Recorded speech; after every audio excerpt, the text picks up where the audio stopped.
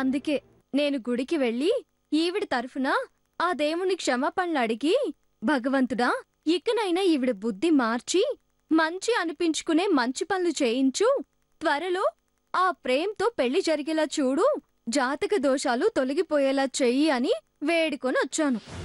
చాలా తెలివిగా మాట్లాడుతున్నావు ధరణి. నువ్వు దాని తరపున దేవుణ్ణి వేడుకోవడానికి వెళ్ళావా?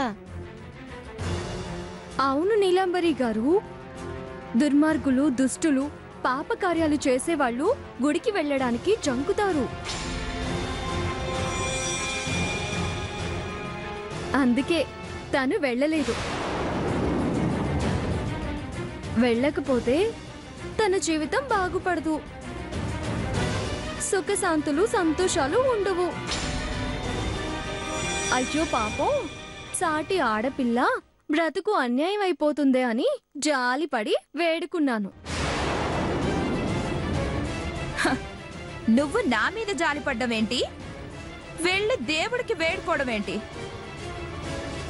నీ కర్మకి తల బాదుకుంటూ వెళ్ళి గుళ్ళో దేవుడి ముందు ఏడ్చొచ్చి ఇక్కడికొచ్చి హరికథలు చెప్తున్నావా? నాకు హరికథలు చెప్పాల్సిన అవసరం ఏంటండి? అయినా నేనేదో నా బాధలు నేను పడుతున్నాను, ఆలోచిస్తాను, బాధపడుతూ కూర్చుంటాను, సంతోషంగా ఉంటాను, ఉలిక్కి పడుతూ ఉంటాను, ఉత్సాహపడుతుంటాను. నా మూడ్లో నేనుంటా. మీ పనులు మీరు చేసుకోండి.